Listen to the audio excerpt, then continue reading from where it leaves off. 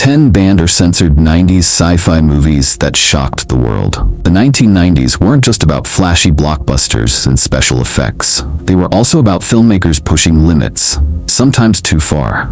From political satire to extreme horror, these films tested how much audiences and governments could handle. Some were cut to pieces, others locked away, and a few banned outright. In this video, we'll uncover the most shocking, disturbing, and visionary sci-fi films of the 1990s. The ones that dared to go too far, the ones that asked the questions nobody wanted answered, and the ones that remind us, sometimes the most dangerous thing a movie can do is hold up a mirror. Let's step into the shadows of 90s sci-fi and uncover the 10 movies too shocking for their time. Number 1. Hardware, 1990. The year was 1990, and science fiction was already diving headfirst into cyberpunk. Then along came Hardware, a gritty post-apocalyptic nightmare that was as stylish as it was controversial. Directed by Richard Stanley, this low-budget British sci-fi shocked audiences with its raw violence, disturbing visuals, and brutal themes. And before long, it found itself tangled in censorship battles across multiple countries. The story follows a scavenger named Moses Baxter, who discovers a piece of advanced military technology in the wastelands. Thinking it's just scrap metal, he brings it home as a gift for his artist girlfriend, Jill. But what he doesn't know is that the machine is actually a self-repairing, experimental war robot. Once activated, the robot begins stalking Jill in her apartment, turning what should have been a romantic gesture into a claustrophobic fight for survival. On paper, this sounds like a standard sci-fi thriller, but Hardware pushed far beyond the limits of what audiences were used to. The violence was extreme and unflinching. Decapitations, dismemberments, and relentless gore that felt shockingly real for the time. Combined with its bleak industrial setting and haunting soundtrack from Iggy Pop and Ministry, the movie felt more like a punk rock fever dream than a mainstream sci-fi release. Censors around the world weren't having it. The UK in particular slapped it with heavy restrictions, and several other countries demanded cuts before allowing it in theaters. Critics accused it of being too sadistic and nihilistic, while some even argued it bordered on being a horror film disguised as sci-fi. But here's the twist. Despite its censorship struggles, Hardware built a loyal cult following. Fans loved its unapologetic punk energy and saw it as a spiritual cousin to the Terminator. It also tapped into real anxieties about technology, surveillance, and military control. Issues that are even more relevant today. In the end, Hardware wasn't just banned or censored, it was embraced as a vision too raw, too uncomfortable, and too ahead of its time. Number 2. Screamers, 1995. If you've ever wondered what happens when humanity's greatest inventions turn against us, Screamers, 1995 delivers a terrifying answer. Based on a Philip K. Dick short story, this Canadian-American sci-fi thriller took the paranoia of the Cold War and projected it into a bleak, dystopian future. But what made it so controversial, and why was it censored in some markets? Let's dig in. The film is set on a distant planet called Sirius 6b, where humans are fighting over resources. To win the war, scientists created autonomous weapons called screamers, small, self-replicating machines that burrow underground and shred anything in their path. At first, they're the perfect soldiers, ruthless, efficient, and unstoppable. But here's the kicker, they evolve. Soon, they develop new forms disguising themselves as humans, even children. The line between ally and enemy disappears, and paranoia spreads like wildfire. On the surface, Screamers might look like a sci-fi action flick, but its darker undertones are what got it into trouble. The movie doesn't shy away from graphic violence, limbs torn apart, bloody dismemberments, and relentless gore that felt far too extreme for mid-90s audiences. What really disturbed censors, though, was the film's bleak message. The idea that once machines start thinking for themselves, humanity has already lost control. In several countries, censors demanded cuts to its more graphic scenes, particularly those involving children being revealed as deadly screamers. Some markets banned the uncut version entirely, arguing that its violence was gratuitous and psychologically disturbing. Critics were split. Some dismissed it as another low-budget Terminator knockoff, while others praised it for staying true to Philip K. Dick's themes of paranoia, mistrust, and technological doom. Despite the censorship, Screamers built a loyal fan base. Sci-fi fans appreciated its gritty atmosphere, sharp social commentary, and shocking twists. While it never reached mainstream success, it carved out a space as one of the most underrated and unsettling 90s sci-fi films. In the end, Screamers wasn't just about killer machines. It was a warning.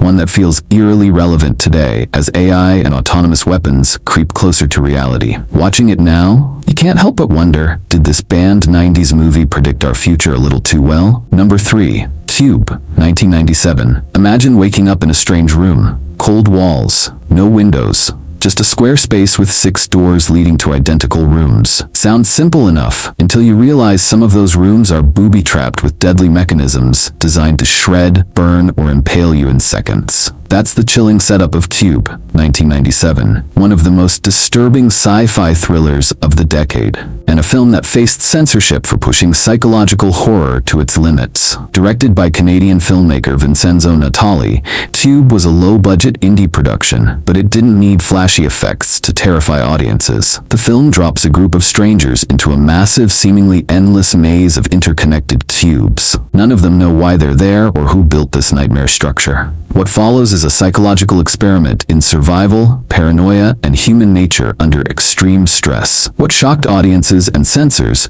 wasn't just the gruesome traps, though those were stomach-turning on their own. From razor-sharp wires that slice a man into meat tubes to acid sprays and impalement spikes, the deaths are brutal and relentless. But what made the movie truly disturbing was its lack of explanation. There's no evil alien, no mastermind revealed at the end. The tube simply exists, an anonymous and indifferent machine swallowing lives without reason. This nihilistic message was too much for some markets. Several countries censored Tube's bloodiest moments, while others questioned whether the film's psychological cruelty went too far. In some screenings, audiences reportedly walked out, unable to handle its claustrophobic atmosphere and unrelenting hopelessness. And yet, this raw intensity is exactly why Tube became a cult classic. Its minimalist design, clever use of suspense, and razor-sharp commentary on bureaucracy and human distrust resonated deeply with sci-fi fans. The idea that people, when trapped together, might be just as dangerous as the environment itself struck a nerve. Over time, Tube has been recognized not just as a sci-fi horror gem, but also as a groundbreaking indie film that proved you don't need a massive budget to leave audiences shaken. Its legacy even spawned sequels, a remake, and countless fan theories about who or what built the Tube. At its core, Tube wasn't banned for what it showed, but for what it suggested. That the real horror isn't the trap itself, it's the system that keeps us running in circles with no way out. Number 4. Tetsuo Body Hammer, 1992. Now, if you thought Tube was disturbing, buckle up, because Tetsuo 2 Body Hammer, 1992 is not for the faint of heart. This Japanese cyberpunk nightmare took body horror to a level that left both audiences and censors reeling. Directed by Shinya Tsukamoto, it's the sequel to his cult classic Tetsuo, the Iron Man, and just like its predecessor, it turns the human body into a battleground of steel, flesh, and rage. The story follows a seemingly ordinary man, Taniguchi, whose life spirals out of control when his son is kidnapped by a violent gang. But instead of a typical revenge thriller, this movie throws viewers into a surreal transformation. Taniguchi's anger literally turns his body into a weapon.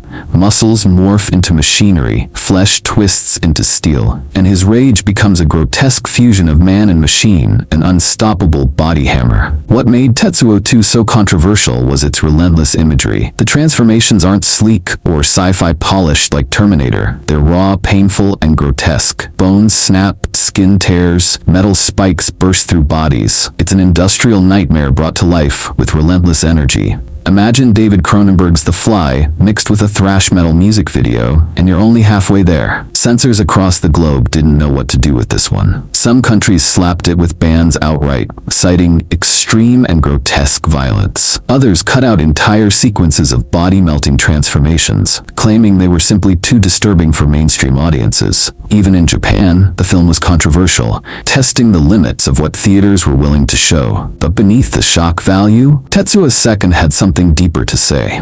It's a brutal allegory about rage, industrialization, and the loss of human identity in a mechanized world. Taniguchi doesn't just become a monster. He becomes a symbol of how technology, violence, and emotion can fuse into something uncontrollable. Despite, or perhaps because of its bans, Tetsuo 2 Body Hammer earned cult status.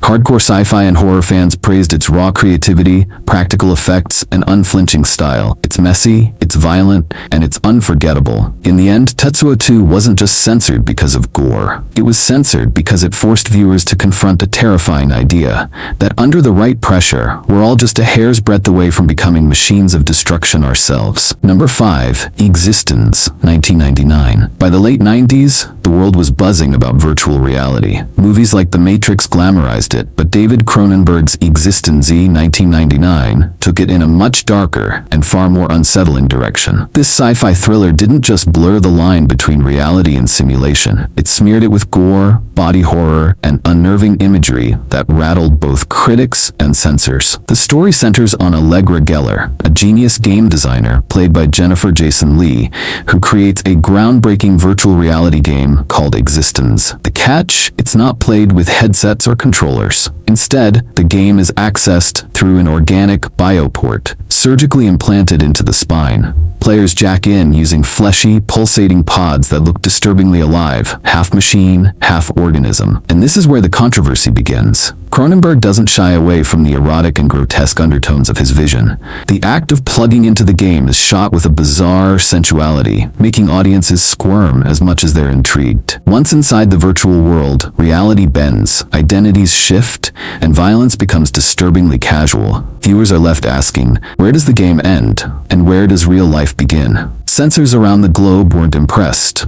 The graphic imagery, bioports resembling sexual organs, slimy organic game controllers, and scenes of brutal violence led to bans and heavy restrictions. Some countries demanded entire sequences be cut, arguing that the movie blurred sexual and violent imagery in ways that could not be shown to mainstream audiences. But beneath the controversy, Existence had a sharp message. It asked whether technology and entertainment were consuming our humanity. It questioned addiction to immersive experiences long before VR became a reality in living rooms. Cronenberg used his trademark body horror not just for shock, but to reflect our deepest fears about losing control to the very things we create. While it never reached blockbuster status, Existence became a cult classic, beloved by fans of weird, cerebral sci-fi. Today, many consider it prophetic, predicting the anxieties of VR, immersive gaming, and our dependence on technology.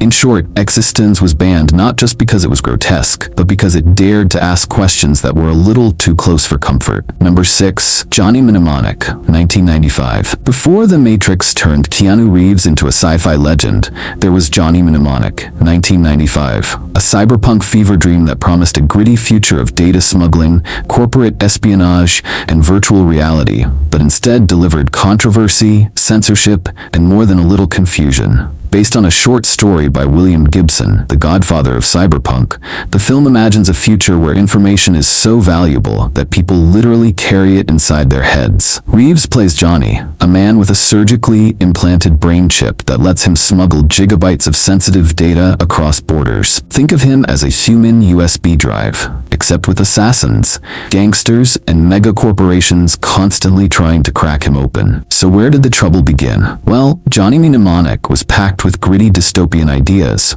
Addiction to virtual reality, megacorporations controlling society, and technology literally rewiring our brains. But it was the execution that caused problems. Critics and censors alike balked at the film's violent imagery. Graphic shootouts, grotesque body modifications, and bizarre cybernetic enhancements that pushed it far outside mainstream tastes. In fact, some international versions of the film were heavily edited. Entire sequences were trimmed or cut to reduce the gore, including the brutal introduction of the Yakuza assassin who wields a monofilament wire capable of slicing through anything and anyone. The violence was deemed excessive for certain markets, especially when combined with the movie's bleak nihilistic tone. But censorship wasn't the only reason Johnny Mnemonic shocked audiences. Its vision of technology was disturbingly prophetic. Long before terms like the cloud or data storage wars became everyday talk, Gibson's story hinted at a world where information was currency, corporations ruled with iron fists, and the human body itself became just another hard drive. For some governments, this wasn't just disturbing fiction, it was dangerously political commentary. Though the film struggled at the box office, it has since gained a strange kind of cult following. Fans admire its raw cyberpunk aesthetic, its ahead-of-its-time warnings about tech dependency, and of course, Keanu Reeves' early steps into the sci-fi roles that would later define his career. Johnny Mnemonic might not have been the sleek blockbuster it hoped to be, but its blend of gore, cyberpunk paranoia, and corporate dystopia was enough to land it on censorship lists worldwide. Today, it stands as a messy but fascinating milestone in 90s sci-fi, a film that dared to imagine a future where information itself could kill you. Number 7. The Lawnmower Man, 1992. In 1992, The Lawnmower Man arrived with a promise that felt ahead of its time. Virtual reality, artificial intelligence, and the terrifying idea that technology could outgrow its creators. But what started as a cult sci-fi thriller quickly spiraled into one of the most controversial movies of the decade. Directed by Brett Leonard, the film tells the story of a simple gardener named Job, played by Jeff Fahey, who undergoes experimental virtual reality treatments. The result? His intelligence skyrockets, but so does his thirst for power. By the end, Job is no longer just human. He's something else, something digital and infinitely dangerous. On the surface, this was just another high-concept sci-fi movie, but controversy struck for two big reasons. First, Stephen King sued the filmmakers. The studio had marketed The Lawnmower Man as Stephen King's The Lawnmower Man, even though it had almost nothing to do with King's short story of the same name. A court ordered New Line Cinema to remove King's name, making it one of the rare cases where a movie was legally censored for misleading its audience. The second controversy came from its content. With heavy religious symbolism, disturbing experiments, and surreal VR sequences blending sex with technology, censors in several countries cut or restricted its release. Critics slammed it for glorifying violence, while parents' groups claimed it was too explicit for mainstream theaters. Yet despite the backlash, The Lawnmower Man became a cult classic. It captured early fears of the internet age, warning us that technology wasn't just a tool, it was a gateway to something we might not be ready for. And 3 decades later, its warnings feel eerily prophetic. Number 8. Tank Girl, 1995. If the 1990s were the age of wild experiments in sci-fi cinema, Tank Girl, 1995, was one of its boldest, strangest, and most controversial gambles. Based on the British underground comic of the same name, this movie was a neon-drenched, punk-fueled middle finger to mainstream Hollywood. Starring Lori Petty as the anarchic, wisecracking heroine, Tank Girl was unlike anything audiences had seen before. Set in a post-apocalyptic future where water is controlled by a tyrannical corporation, the film follows Rebecca, better known as Tank Girl, as she teams up with a gang of mutant kangaroo soldiers to overthrow the system. Yeah, you heard that right. Mutant kangaroos. If you think that sounds too bizarre for a studio blockbuster, you're not alone. The movie leaned heavily into surreal humor, punk aesthetics, and outrageous fourth-wall-breaking chaos, but Hollywood executives weren't ready for that kind of radical energy. The original cut by director Rachel Talalay was far more experimental and edgy, closely resembling the counterculture comics. The studio panicked, hacked out large sections, and reshaped it into something they thought would be more marketable. The result? A film that critics called a chaotic mess, while fans of the comic accused the studio of watering down its rebellious spirit. Even so, the movie's punk DNA still bled through. Lori Petty's Tank Girl wasn't just a character, she was a force of nature. Crude, fearless, unapologetic, and dripping with anti-authoritarian attitude. For some, that made her an icon. For others, she was simply too much. Censors, meanwhile, bristled at the film's blend of sexual humor, anarchic violence, and gleeful disregard for authority. Some markets slapped it with heavy restrictions, while others dismissed it as too vulgar and incoherent for mainstream audiences. Yet, like so many misunderstood 90s sci-fi films, Tank Girl has since found its cult audience. Today, it's remembered as a flawed but daring attempt to bring underground punk comics to life, years before Hollywood embraced edgier comic book adaptations. Was it a failure? In box office terms, absolutely. But in spirit, Tank Girl succeeded at what it set out to do: blow up the rules, spit in the face of authority, and leave behind a radioactive spray-painted mark on sci-fi cinema. Number 9. The City of Lost Children, 1995. Some films are strange, others are haunting. And then there's The City of Lost Children, a surreal French sci-fi fantasy from 1995 that blurs the line between a waking dream and a living nightmare. Directed by Marc Caro and Jean-Pierre Jeunet, the same creative duo behind Delicatessen, this film is as unsettling as it is visually breathtaking. but for many censors and casual audiences, it was simply too weird to handle. The story centers on a bizarre world where a mad scientist named Crank, played with chilling precision by Daniel Emilfork, steals children's dreams to slow his own premature aging. His nightmarish laboratory, filled with clones, cyborgs, and twisted machines, sets the stage for a dark fairy tale that feels like something plucked from a fever dream. At the heart of the film is a circus strongman portrayed by Ron Perlman, who teams up with a fearless little girl named Miette to rescue kidnapped children. Their journey takes them through a city that feels alive, rusty docks, mechanical contraptions, and an endless fog that seems to swallow everything. Every corner of this world drips with gothic, industrial beauty.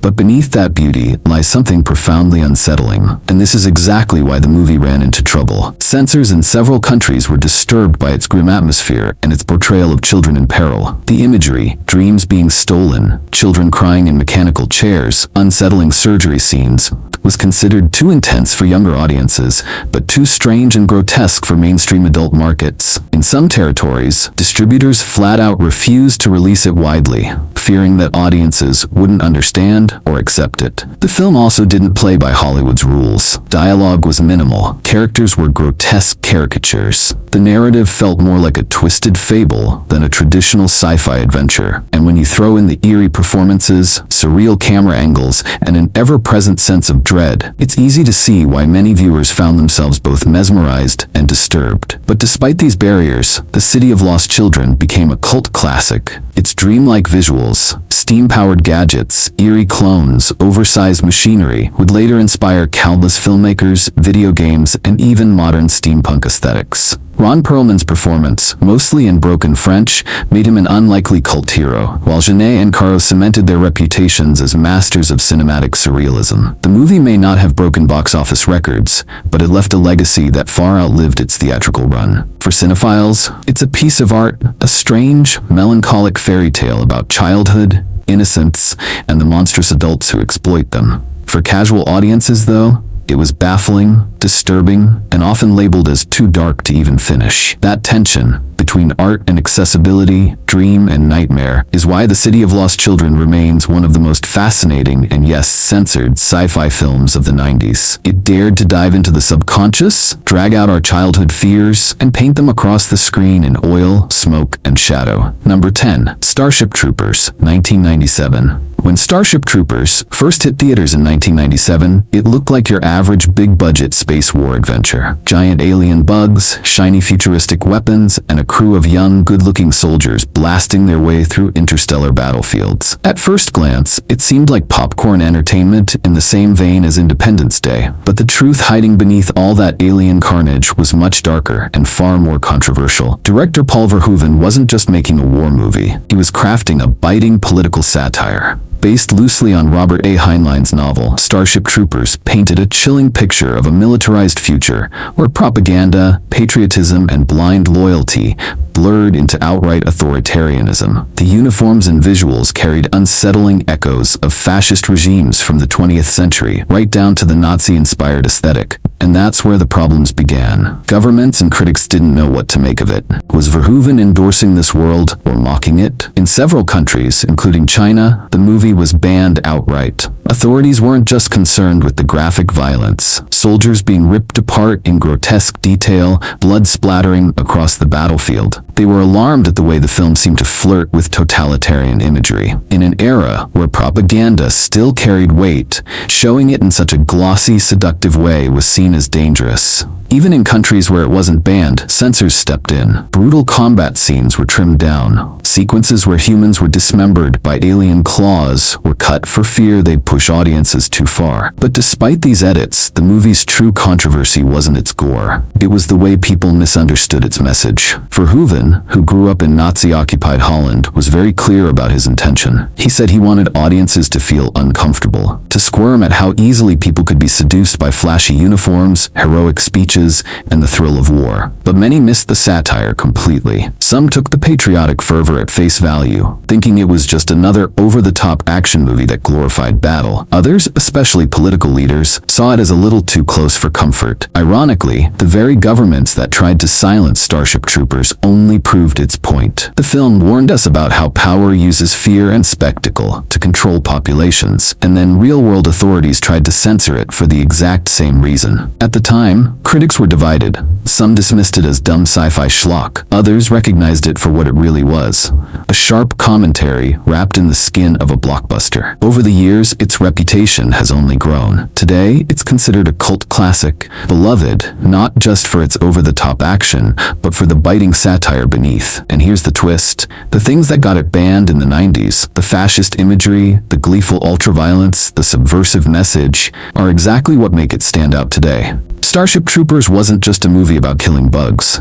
It was a warning about blind obedience, about the seduction of war propaganda, and about how easily society can march toward authoritarianism, all while thinking it's being heroic. So next time you watch it, ask yourself, are you cheering for the soldiers, or are you noticing the system they're trapped in? That's the uncomfortable brilliance of Starship Troopers. The 1990s proved one thing: sci-fi wasn't just about spaceships and special effects. It was about boundaries, about daring filmmakers who pushed audiences into places they weren't ready or willing to go. Some films were hacked to pieces by nervous studios. Others were hidden behind bans and censorship, and a few slipped through the cracks, only to be rediscovered years later as cult classics. Looking back, it's clear these films weren't just too much for their time. They were ahead of their time. They tackled technology, politics, violence, identity, and the fragility of human nature in ways that still feel urgent today. The bans and backlash only amplified their messages, proving that dangerous art has the power to unsettle, provoke, and endure.